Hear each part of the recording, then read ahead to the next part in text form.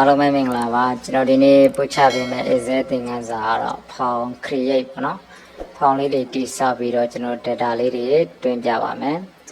အဲ့တော့ကျွန်တော်ဒီနေရာမှာဖောင်ဆိုတာရှိရနော်ဒါကျွန်တော်တို့ဖော်မထားတော့မတွေ့ဘူးပေါ့များတော့ပြင်စက်တွေမှာကျွန်တော်တို့ဖော်မထားတတ်ပါဘူး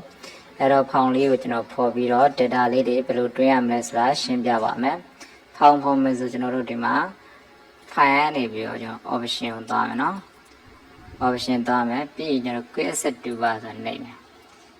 ဒီနေရာရောက်ပြီဆိုကျွန်တော်တို့ popular command ဆိုရင် command not integrate ပေါ့နော်ဒီနေရာရွေးမယ်ပြီးရင်ဖောင်ကိုရှာမယ်ပေါ့ဟုတ်ပြီဖောင်ဆိုဒီပုံစံလေးပေါ့နော်ဒါလေးကိုကျွန်တော်တို့အပေါ်ထုတ်ချင်တာပေါ့ဒီလောက်မှထားချင်တာအဲ့တော့ s ဆိုနေလိုက်နော်ဒီမှာရောက်လာရင်ပြီးရင် okay နေလိုက်မယ်ဒါဆိုကျွန်တော်တို့ဖောင်ကဒီမှာရောက်လာဒါလေးကိုကျွန်တော် select ပေးကြည့်လိုက်မယ်ကလစ်လေးထောက်ထားလားဖောင်ဆိုလေးပေါ်လာโอเคအဲ့လိုအဲ့ဖောင်ကိုဘယ်နေရာမှာအသုံးချမလဲကျွန်တော်ရှင်းပြမယ်အဲ့တော့ဒီမှာကျွန်တော်နာမည်လေးတွေ data ထည့်မဲ့ဟာလေးရေးမယ်နော်ဥမာကျွန်တော်တို့ name ရေးလိုက်မယ် name ပြီးတော့သူတို့ရဲ့ date ပေါ့နော်ပြီးတော့လစာဟုတ်ပြီတိုင်းလေးရေးထားရမယ်ဒါလေးကိုကျွန်တော်ကဖြည့်လေးဖြည့်လိုက်မယ်ပြီးရင်ဖောင်လေးခတ်လိုက်အတိုင်းလေးပေါ့နော်ဒါလေးမှာကျွန်တော်တို့ကဖောင်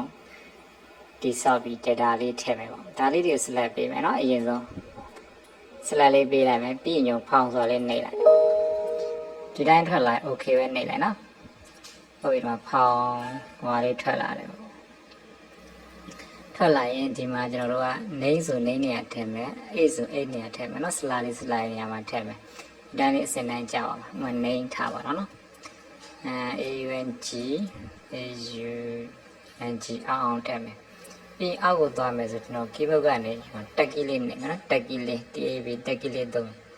အသက်ရပြီနစ်ထားလိုက်မယ်အားကိုတက်ကြီးလေးနေမယ် salary ပေါ့လစာသူက2သိန်းပေါ့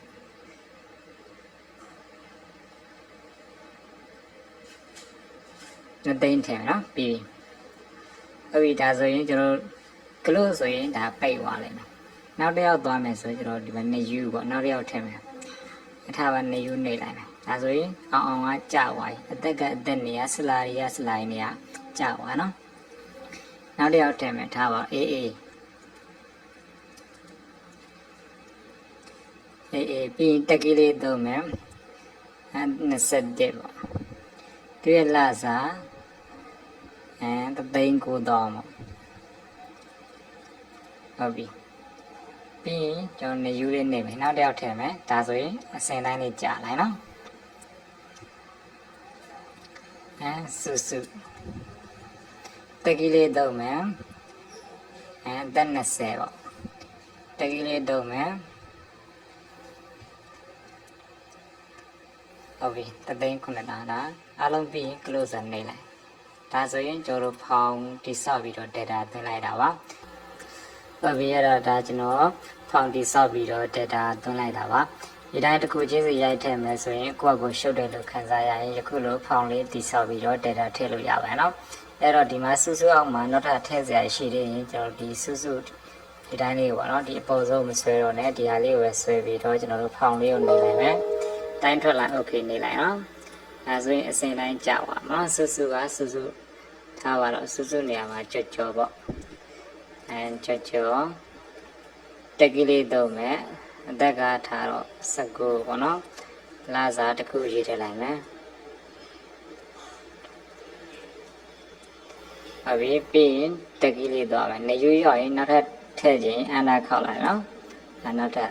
တရားပြီပေါ့နော်ပြီးရင်ထားပါတော့ဝင်